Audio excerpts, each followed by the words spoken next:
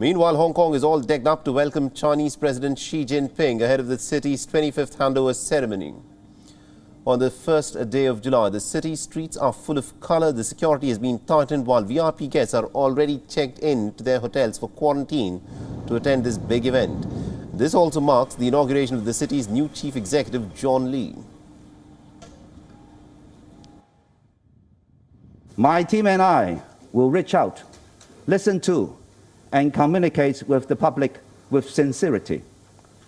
We will be proactive in winning the trust of the people and make policies that meet with demands. We are committed to serving the aspirations and concerns of the people, enhancing efficiency and effectiveness of the administration. Together, we will build a better Hong Kong. Now, the new leader was selected for the job by a small election committee stacked by Beijing loyalists.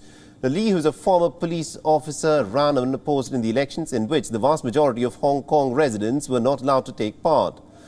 Lee is the fifth chief executive of the former British colony that was handed over to China by the Brits in 1997. So far, all these executives have struggled to maintain the democratic aspirations of residents under the Chinese regime. And Lee's term has raised some similar concerns, as he was the one who had led the crackdown on the city's residents protesting against China's Communist Party government in 2019. Nobody has been held accountable for the riots in 2019 except the rioters, and they are being held to account by the government day after day after day.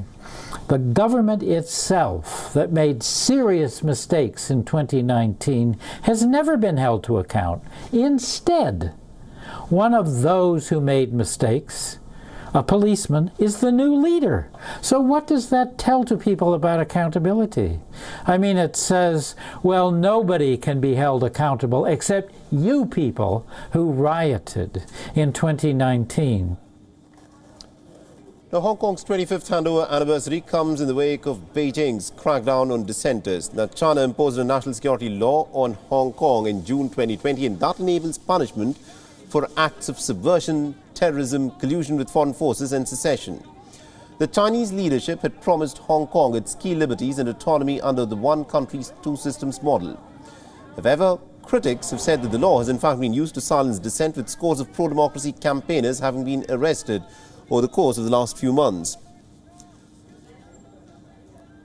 Now, remember, Hong Kong once defined itself as an international business hub. It remains mostly cut off from the outside world owing to the Chinese government's continued pursuit of a zero-COVID strategy. The democracy activists in the city are staging protests against the curbs imposed by the Chinese leadership. 對一啲嘅政策，對政府嘅政策，特別係有關民生嘅政策，有關工會嘅權益，即係因為市民嘅權益，咁我覺得呢啲嘢係呢個政府係冇辦法唔俾人講嘅啊。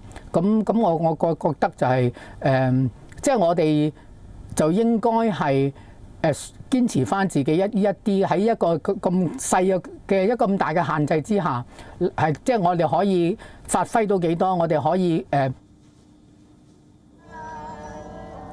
Now, ahead of celebrations, Hong Kong's weather forecaster has released a typhoon warning, urging the public to stay away from the coast as rain and unsettled weather moves across southern China. The warning comes after Fishermen Consortium organized fishing boats parade in Hong Kong's Victoria Harbour.